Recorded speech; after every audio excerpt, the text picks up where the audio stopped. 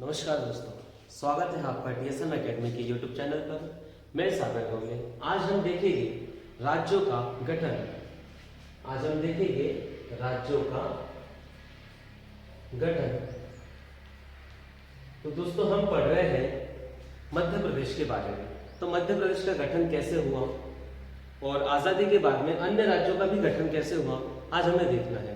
तो हम सबसे पहले शुरुआत करेंगे आज़ादी के वक्त से। तो 15 अगस्त 1947 में 15 अगस्त 1947 में भारतीय स्वतंत्रता अधिनियम पारित हुआ और भारत ने ब्रिटिश सरकार से स्वतंत्रता हासिल कर ली। 1947 में बात कर रहे हैं हम। 1947 में भारत में कुल 17 प्रांत और 565 देशी रियासतें थी। कितने प्रांत बोले मैंने? 17 प्रांत और 565 देशी रियासतें, इतनी थी। अब होता क्या है, स्वतंत्रता के पश्चात दो नए राज्य, स्वतंत्रता के पश्चात होता है कि दो नए राज्य भारत और पाकिस्तान अस्तित्व में आते हैं। अब कुल 17 प्रांत जिन पर ब्रिटिश शासन था, उनको अनुमति दी गई कि वो अपनी इच्छा अनुसार भारत या पाकिस्तान में विलय हो सकते हैं। ये उनको अनुमति दी गई और 17 प्रांतों में से 11 प्रांत, 17 में से कुल 11 प्रांत कहाँ विलय हुए? ये विलय हुए भारत में। 17 में से कुल 11 प्रांत भारत में विलय हुए और 3 प्रांत, मैं बात कर रहा हूं 3 प्रांत, कौन कौन से? Sindh, Balochistan, north west frontier agencies. कौन कौन से? Sindh, Balochistan, north west frontier agency Pakistan में विलय हुए और अन्य 3 प्रांत पंजाब, बंगाल और असम।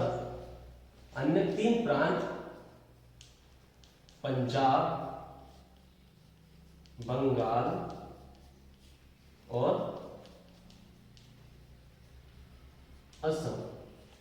इन 3 राज्यों को भारत और पाकिस्तान में संयुक्त रूप से विलय किया गया। कुल 565 देशी रियासतों में से, कुल 565 देशी रियासतों में से 552 भारत में, 552 कितनी? 552 टोटल भारत में विलय होती है और 13 पाकिस्तान में विलय हुई। और कितनी विलय हुई पाकिस्तान में? पाकिस्तान में विलय हुई 13। ये बात चल रही है यहाँ पर देशी रियासतों की, जो स्टार्टिंग में 1947 में कितनी थी? 565 थी, जिसमें से 552 भारत में विलय होती है और 13 पाकिस्तान में विलय होती है। इस प्रकार 552 देशी रियासतों और 14 प्रांतों को मिलाकर भारत बनता है। मतलब 1947 के बाद में जब भारत पाकिस्तान का विभाजन हो जाता है, उस टाइम पर हम देखते हैं कि भारत में कुल देशी रियासतें कितनी थी? 552 देशी रियासतें थी और 14 प्रांत। 14 प्रांत आप समझ गए होंगे कि 11 प्रांत तो पहले ही भारत में विलय हो गए थे और 3 प्रांत जो थे वो संयुक्त रूप से भारत और पाकिस्तान दोनों में ये विलय हुए थे। इस प्रकार से 552 देशी रियासतों और 14 प्रांतों के साथ में भारत बनता है, जिसमें 29 राज्यों का निर्माण हुआ तथा इन्हें 4 भागों में विभाजित किया गया था। 29 राज्यों का निर्माण होता है, जिन्हें 4 भागों में विभाजित किया जाता है। जो भाग कौन कौन से हैं? सबसे पहले हम बात करेंगे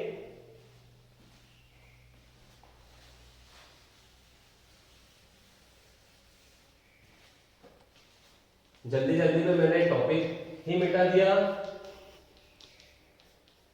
जिसमें हम बात करेंगे सबसे पहले भाग क की। सबसे पहले बात करेंगे भाग क की।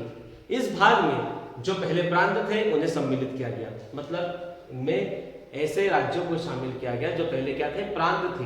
14 प्रांत तथा 216 रियासतों को, 14 प्रांतों को मिलाया और 216 देशी रियासतों को मिलाकर इस भाग में कुल 9 राज्य बने। कितने? 14 प्रांत प्लस 216 देशी रियासतें इसमें मिलाई गई।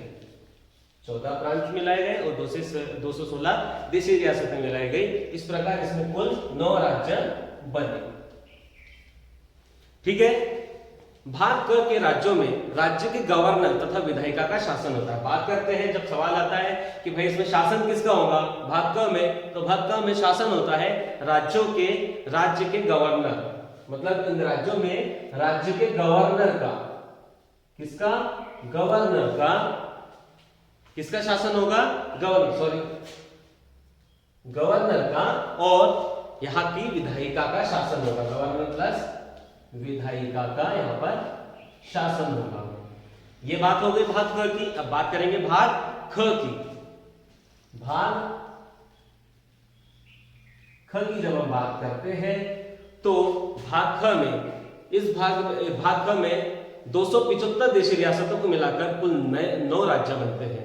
यहां पर भी क्या हुआ, 275 देशी रियासतों को मिलाया है,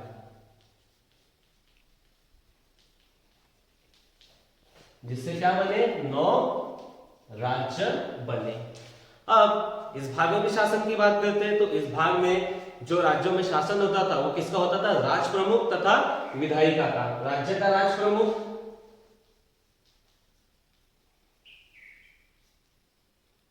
और विधायिका का यहां पर शासन हुआ करता था। इसी तरीके से हम देखेंगे भाग ग के बारे में। इस भाग में 61 देशी रियासतों से 10 राज्य बने। इस भाग में 61, भाग ग में कितने देशी रियासत थे, 61 देशी रियासत थी, जिनको मिलाकर कुल 10 राज्य बनाए गए। भाग ग में 61 देशी रियासतों से कुल 10 राज्य बनते हैं। इस भाग में मुख्य आयुक्त, इस भाग में मुख्य आयुक्त का शासन हुआ था, मुख्य आयुक्त का, और इसी के साथ में विधायिका का भी शासन यहां पर रहता था।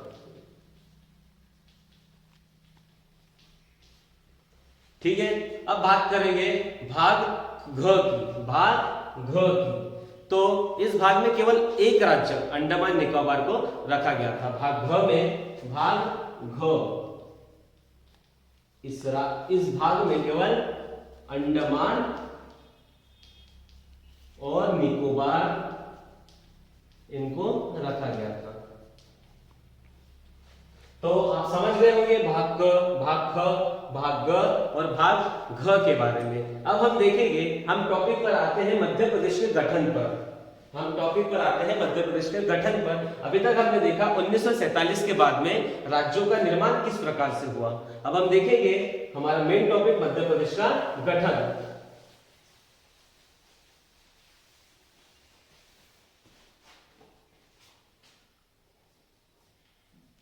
मध्य प्रदेश का गठन। तो मध्य प्रदेश के गठन की जब हम बात करते हैं तो मध्य प्रदेश का गठन हुआ है मध्य प्रांत एवं बराक प्लस मध्य भारत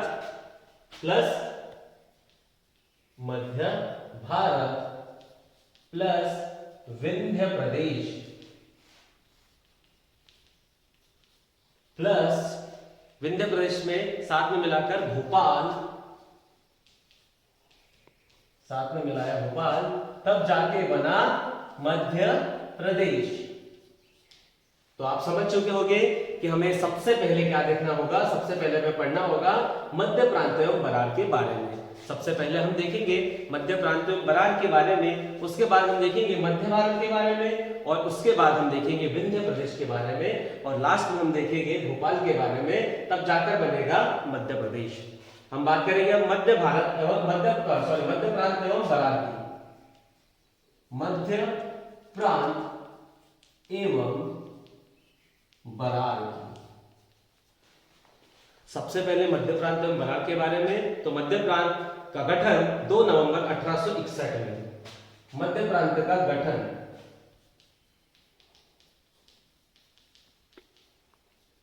2 नवंबर 1861 में।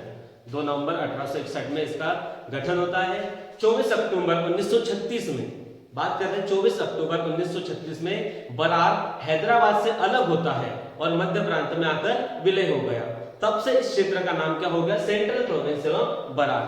ध्यान सर ध्यान तारीख ध्यान रखना 24 अक्टूबर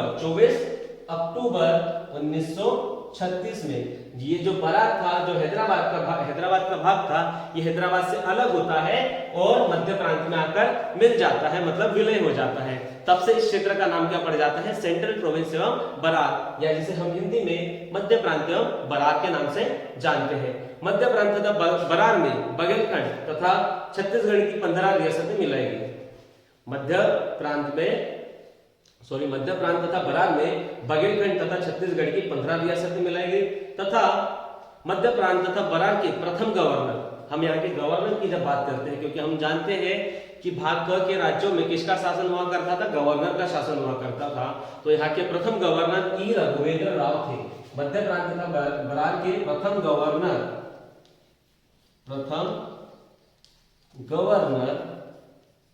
ई रघुवेंद्र राव थे तथा प्रथम मुख्यमंत्री पंडित रविशंकर शुक्ल थे। तथा यहाँ के प्रथम सीएम की बात कर रहा हूं मैं, वो कौन थे, पंडित रविशंकर शुक्ल। ये थे पंडित रविशंकर शुक्ल थे। अब इसमें कुल 22 जिले तथा 5 संभाग, इसमें कुल 22 जिले थे। मध्य प्रांत में बरार में कुल 22 जिले एवं कितने, 5 संभाग। ठीक है, 5 संभाग थे। अब 5 संभागों में देखो कौन कौन से, छत्तीसगढ़, जबलपुर को पहले महाकौशल कहा जाता था, खंडवा को पहले निमाड़ कहा जाता था, बरार एवं नागपुर थे। इसकी विधानसभा में कुल 232 सीटें थी। इसकी विधानसभा में कितनी सीटें थी, कुल विधानसभा सीटों की हम इसकी बात कर रहे हैं, किसकी, मध्य प्रांत और बरार की, तो इसकी विधानसभा सीटें थी कितनी, 232 सीटें थी। 232 सीटें थी, जिसमें से 136 सीटें एकल सीटें थी। 136 सीटें कैसी, एकल सीटें थी। 136 सीटें एकल सीटें, ठीक है, और 48 सीटें ऐसी थी, 2 विधायक सीटें थी। 48 सीटें 2 विधायक सीटें थी। अब यहां तात्पर्य क्या आता है 2 विधायक सीटों से, तो इससे तात्पर्य यह है कि उस क्षेत्र में 2 विधायक आएंगे, उस क्षेत्र से चुनकर 2 विधायक चुनकर आएंगे। इसकी लोकसभा, इसकी 29 सीटें, टोटल 29 सीटें लोकसभा में भी थी। मध्य प्रांत एवं बरार की टोटल 29 सीटें, मतलब 29 सीटें लोकसभा में थी, जिसमें से 17 एक विधायक सीटें थी। कितनी, 17 एक विधायक सीटें, 17 एकल सीटें और 6 2 विधायक सीटें। 6 कितनी थी, 2 विधायक सीटें थी। ठीक है, तथा राज्यसभा में इसकी 12 सीटें थी, और राज्यसभा में इसकी कितनी थी, राज्यसभा में सीटें इसकी थी 12 सीटें। ये हमने पढ़ लिया मध्य प्रांत और बरार के बारे में, इसका गठन देख लिया, इसमें बरार कब आकर मिला ये देख लिया, इसके प्रथम गवर्नर देख लिए, प्रथम सीएम देख लिए, इसके लोकसभा सीटें, विधानसभा सीटें, राज्यसभा सीटें, इनके बारे में भी देख लिया। अब हम देखेंगे मध्य भारत के बारे में। अब हम किसके बारे में देखेंगे हम मध्य भारत के बारे में।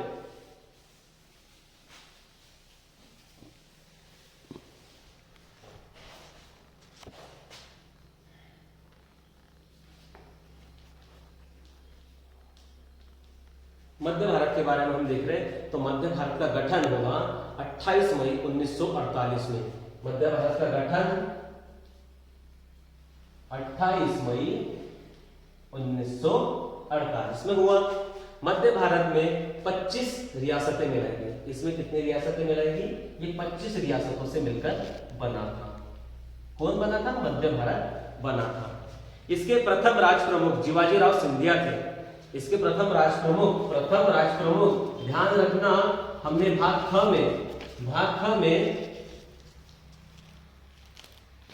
जो शासन होता था वो राज प्रमुख का होता था, तो प्रथम राज प्रमुख कौन थे, शिवाजीराव सिंधिया।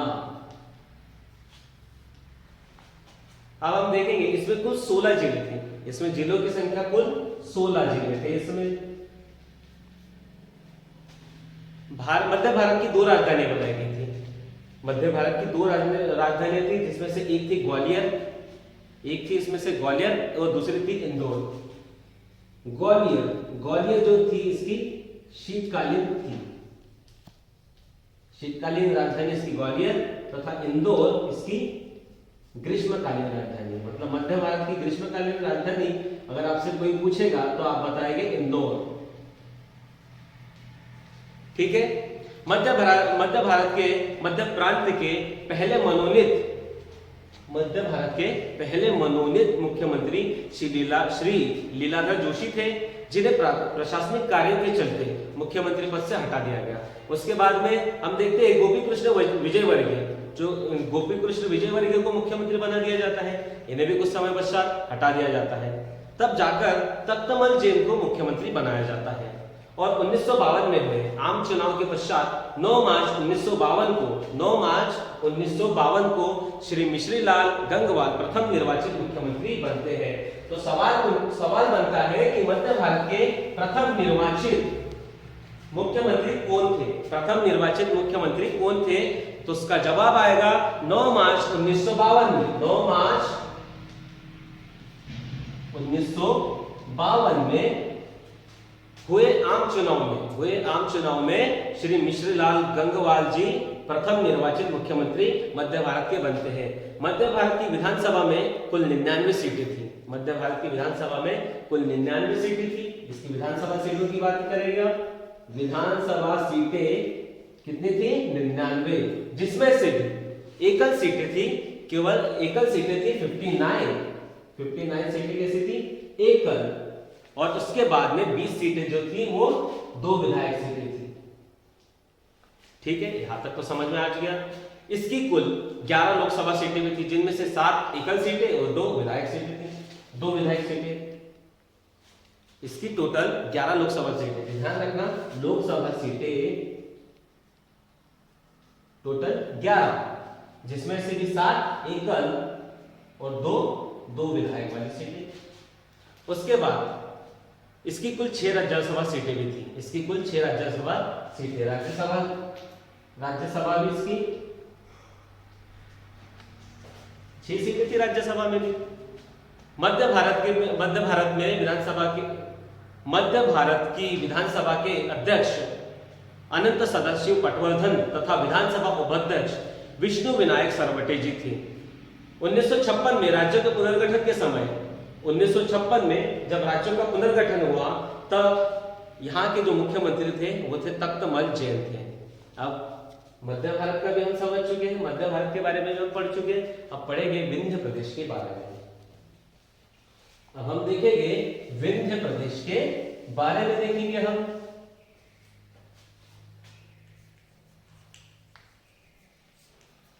विंध्य प्रदेश, तो ठीक है, विंध्य प्रदेश का गठन हुआ था 4 अप्रैल 1948 में। विंध्य प्रदेश का गठन 4 अप्रैल 1948 में इसका गठन हुआ। विंध्य प्रदेश को पहले भाग ख में रखा था, लेकिन प्रशासनिक कार्यों से विंध्य प्रदेश को भाग ग में सम्मिलित करना पड़ा। बात क्या करी मैंने? विंध्य प्रदेश को पहले भाग ख में था, लेकिन प्रशासनिक कार्यों के चलते इसको भाग ग में सम्मिलित करना पड़ा। 1 जनवरी 1950 से इसे भाग ग में सम्मिलित किया गया था।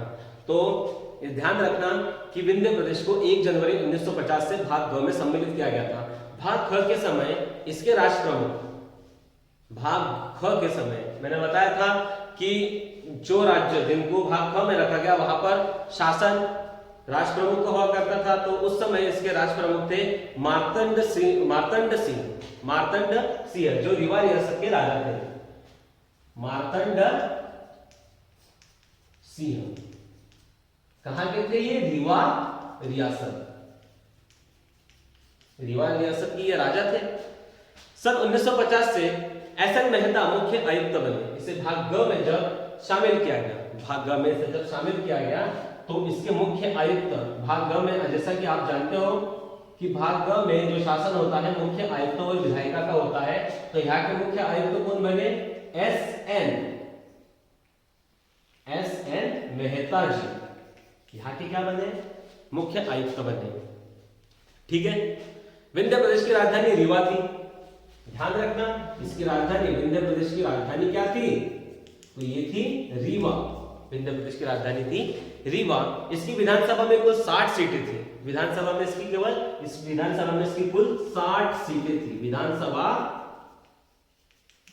सीटें तो थी 60 सीटें थी, ठीक है, जिसमें 36 सीटें क्या थी? एक विधायक थी। 36 एकल सीटें और बची 12 सीटें कैसी? वो 2 विधायक सीटें थी, ठीक है। इसमें कुल 6 लोकसभा सीटें थी, जिसमें 2 एक विधायक सीटें तथा 2 विधायक सीटें। लोकसभा सीटों की भी बात करेंगे, लोकसभा की सीटें इसमें भी थी 6 लोकसभा सीटें थी 6, और 2 इसमें थी एकल सीटें और 2 थी 2 विधायक सीटें, ठीक है। तथा इसकी कुल 4 राज्यसभा सीटें थी। विंध्य प्रदेश को बुंदेलखंड तथा बघेलखंड में बांटा गया। विंध्य प्रदेश को 2 भागों में बांटा गया था, बुंदेलखंड और बघेलखंड। विंध्य प्रदेश में 2 मुख्यमंत्री बनाए गए। बघेलखंड के मुख्यमंत्री अवधेश प्रताप सिंह बने। बघेलखंड के मुख्यमंत्री, बघेलखंड मुख्यमंत्री कौन थे? तो ये थे अवधेश प्रताप सिंह। अवधेश प्रताप सिंह थे। और बुंदेलखंड के मुख्यमंत्री कामता प्रसाद सक्सेना जी। अवधेश प्रताप सिंह और बुंदेलखंड के सक्सेना जी, कामता प्रसाद सक्सेना जी, ठीक है। कालांतर में बुंदेलखंड और बघेलखंड को मिला दिया गया और नए मुख्यमंत्री अवधेश प्रताप सिंह बन गए। अब हुआ क्या कि कालांतर में जैसे जैसे समय बीतता गया, बुंदेलखंड और बघेलखंड को मिला दिया गया और इसके नए मुख्यमंत्री कौन बन गए? विंध्य प्रदेश के पूरे मुख्यमंत्री बन गए यहाँ पर अवधेश प्रताप सिंह जी बने। विंध्य प्रदेश में कुल 8 जिले थे, जिसमें से बुंदेलखंड में 4, बघेलखंड में 4 थे। विंध्य प्रदेश में कुल 8 जिले थे, जिसमें से बघेलखंड में 4 और बुंदेलखंड में 4। विंध्य प्रदेश में 1952 में प्रथम निर्वाचित मुख्यमंत्री श्री शंभुनाथ शुक्ल बने। 1952 में जब आम चुनाव हुए, 1952 में जब आम चुनाव हुए तो यहाँ के जो मुख्यमंत्री बने, निर्वाचित मुख्यमंत्री की बात मैं कर रहा हूं, तो वो बने शंभुनाथ शुक्ल जी। शंभुनाथ शुक्ल जी ये बने। अब मुझे लगता है कि आपको विंध्य भारत के बारे में भी अच्छी जानकारी मिल चुकी है। अब हम देखेंगे भोपाल के बारे में। भोपाल के बारे में अब हम देखेंगे।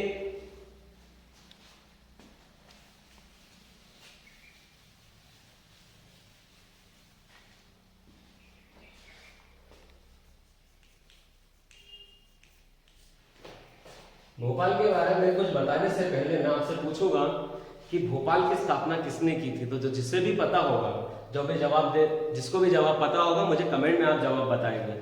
तो स्वतंत्रता के समय भोपाल एक देशी रियासत था। स्वतंत्रता के समय भोपाल क्या था? एक देशी रियासत था।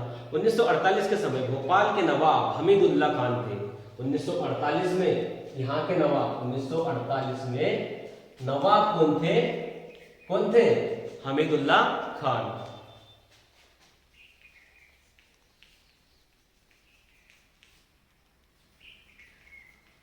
हमीदुल्ला खान यहाँ के नवाब थे। यह पाकिस्तान से अत्यधिक प्रभावित थे तथा पाकिस्तान में भोपाल को विलय करना चाहते थे, परंतु उनके इस निर्णय के पश्चात भोपाल में अधिक आंदोलन हुए, क्योंकि कोई भी नहीं चाहता था कि वो मध्य भारत का जो क्षेत्र है, जो सबसे सेंटर में है, वो पाकिस्तान में मिल जाए। लेकिन यहाँ के जो नवाब थे वो पाकिस्तान से बहुत प्रभावित थे।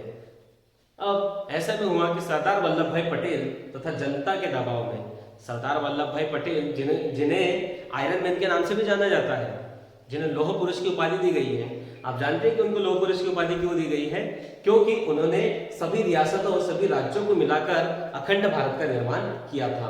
अब हम देखेंगे कि 1948 में जो नवाब हमीदुल्ला खान थे, जो पाकिस्तान में भोपाल को विलय करना चाहते थे, सरदार वल्लभ भाई पटेल और जनता के दबाव में आकर 1 जून 1949 को भारत में विलय पत्र पर इन्होंने हस्ताक्षर कर दिए। कब की बात है? 1 जून 1949 की। 1 जून 1949 में भोपाल में क्या होता है? भारत में विलय हो जाता है। इससे पहले भोपाल की राजधानी इस्लाम नगर थी। भोपाल की पहली राजधानी की अगर बात करेंगे तो वो थी इस्लाम नगर। भोपाल की पहली राजधानी की जब हम बात करते हैं तो वो थी इस्लाम नगर थी, परंतु भारत में विलय के पश्चात भोपाल रियासत की राजधानी भोपाल बना दी गई। भारत में जब विलय हो चुका 1949 के पहले यहाँ की जो राजधानी थी, भोपाल की जो राजधानी थी वो थी इस्लाम नगर, लेकिन जैसे ही ये भारत में विलय हुआ तो इसकी राजधानी भोपाल की राजधानी भोपाल बना दी जाती है। भोपाल भारत के भाग ग में सम्मिलित किया गया। भोपाल को भाग ग में सम्मिलित किया गया तथा इसके प्रथम आयुक्त बने एन.बी. बनर्जी बने। प्रथम आयुक्त यहाँ पर कौन बने? एन.बी. बनर्जी। इसको भाग ग में सम्मिलित किया गया था और इसके मुख्य आयुक्त एन.बी. बनर्जी। इसके मुख्य आयुक्त भाग ग में मुख्य आयुक्त की जब हम बात करेंगे एन.बी. बनर्जी इसके मुख्य आयुक्त बनते हैं। 1952 से 1956 तक भोपाल के निर्वाचित मुख्यमंत्री शंकर दयाल शर्मा रहे। 1952 से 1956 तक। 1952 आपको पता है 1952 में आम चुनाव हुए थे। 1952 से 1956 तक भोपाल के निर्वाचित मुख्यमंत्री शंकर दयाल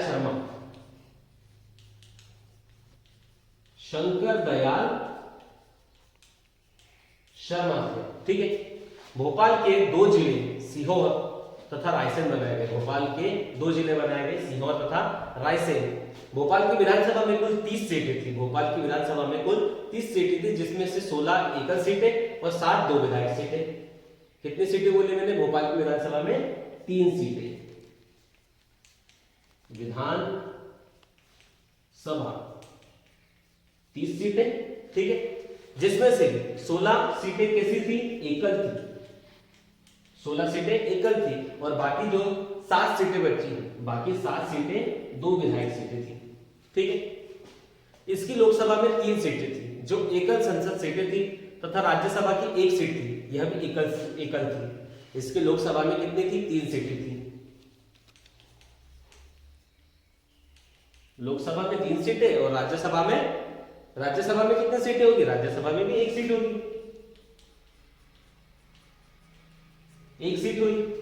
तो ये लोकसभा और राज्यसभा की यहाँ की जो सीटें थी वो एकल सीटें थी।